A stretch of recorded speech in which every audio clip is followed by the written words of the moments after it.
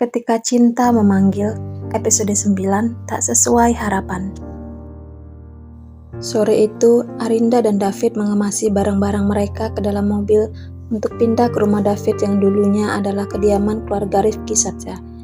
Arinda berpamitan kepada kedua orang tuanya, tetapi tidak pada Alicia.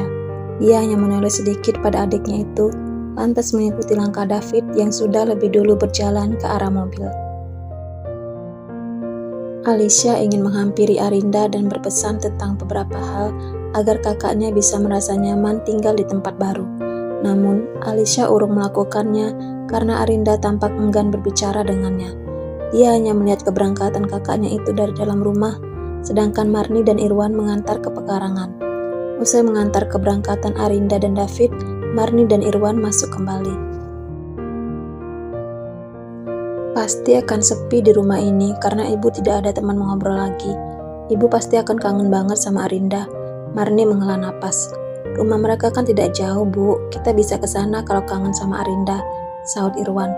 Iya, Pak. Marni tersenyum, lantas menoleh pada Alicia yang masih berdiri di sana dan berkata, karena kakakmu sudah tidak tinggal di sini, kamu jangan suka cari ribut lagi. Kalau telepon kakakmu juga yang baik-baik saja. Alicia sedikit tak terima dengan perkataan ibunya karena dia merasa tak pernah memulai keributan. Namun, dia tahu itu bukan saat yang tepat untuk menjelaskan karena mungkin saja akan terjadi perdebatan lagi.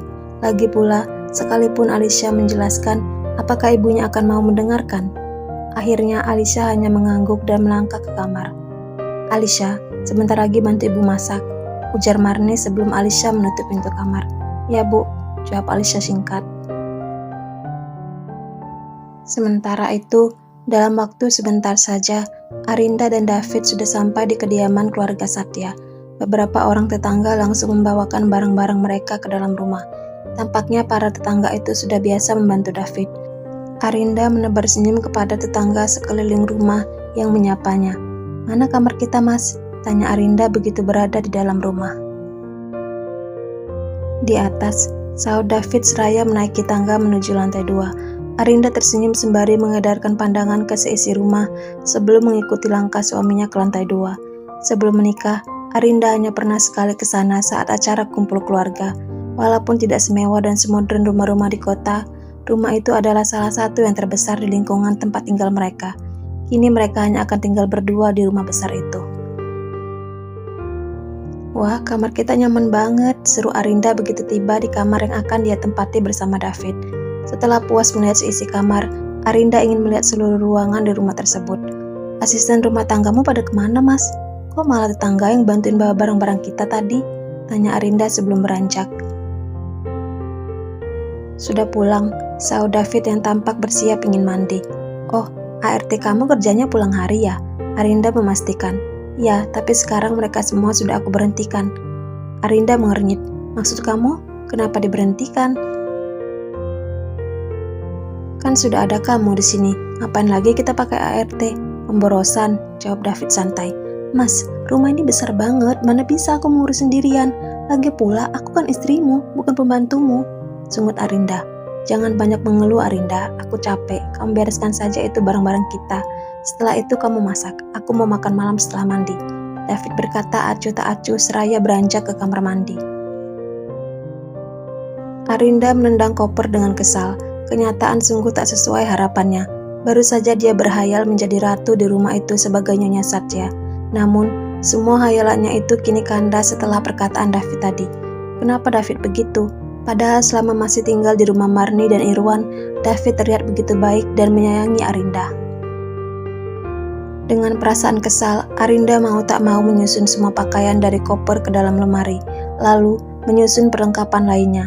Setelah itu, dia turun ke dapur. Keinginannya untuk melihat seisi rumah lenyap sudah.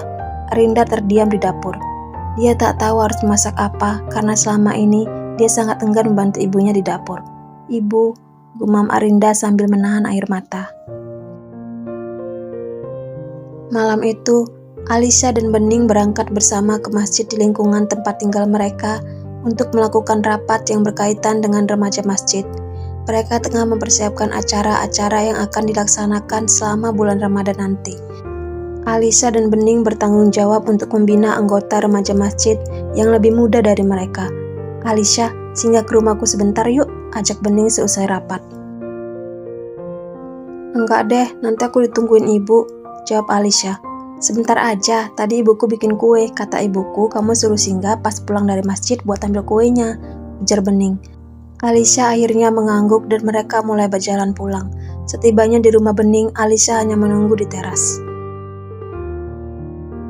Bening masuk ke dalam rumah sebentar untuk mengambilkan bungkusan berisi kue yang sudah disiapkan oleh ibunya, lantas keluar lagi dengan menyerahkan bungkusan itu pada Alisa. Melihat kebaikan ibu Bening, Alisa jadi merasa segan mengingat bagaimana Marni dan Irwan bersikap ketus beberapa waktu lalu.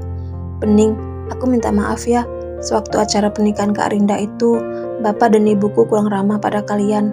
Aku juga nggak tahu kenapa, mungkin karena lagi banyak tamu," Alisa berkata pelan. Bening mengernyit sejenak lantas tersenyum. "Oh, nggak apa-apa Alisa, aku dan ibu juga nggak berpikir macam-macam kok. Biasa itu kalau lagi pesta begitu." Alisa tersenyum lega mendengar pemakluman dari sang sahabat. "BTW Alisa, kamu masih kerja di bimbel?" tanya Bening. "Iya, kenapa?" "Aku dapat info lowongan dari kantor tempat kerjaku dulu di kota. Kata temanku, ada beberapa lowongan yang buka. Mana tahu kamu tertarik," Bening menjelaskan. "Tapi aku nggak mau pakai orang dalam, Bening," Alisa berkata ragu. Bening tertawa. "Aku cuma kasih informasi, nanti melamar pekerjaannya kamu sendiri. Aku janji nggak ikut campur." "Sebenarnya dari dulu aku mau kasih informasi lowongan pekerjaan di kantor lamaku itu ke kamu. Tapi waktu itu masih ada supervisor lama. Kata temanku sekarang si supervisor itu udah resign," lanjut Bening. "Memang kenapa kalau ada si supervisor itu? Orangnya nggak asyik, kayak nggak suka gitu sama aku. Makanya aku dulu resign karena males punya atasan kayak dia," mata Bening menerawang. Alisa hanya mengangguk-angguk dan tak bertanya lagi. "Gimana, kamu mau nggak?" Bening memastikan. Alisa berdeham. "Kirim deh informasinya. Tapi janji kamu nggak bilang ke temanmu itu untuk langsung terima aku kerja di sana ya." "Siap, Non." Bening pun mengirimkan informasi lowongan pekerjaan itu lewat aplikasi chat pada Alisa.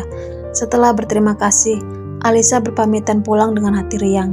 Dia merasa senang terutama karena lowongan pekerjaan itu. Harapan-harapannya yang sempat pupus, kini kembali lagi. Alisa ingin mendapatkan pekerjaan tetap sesegera mungkin.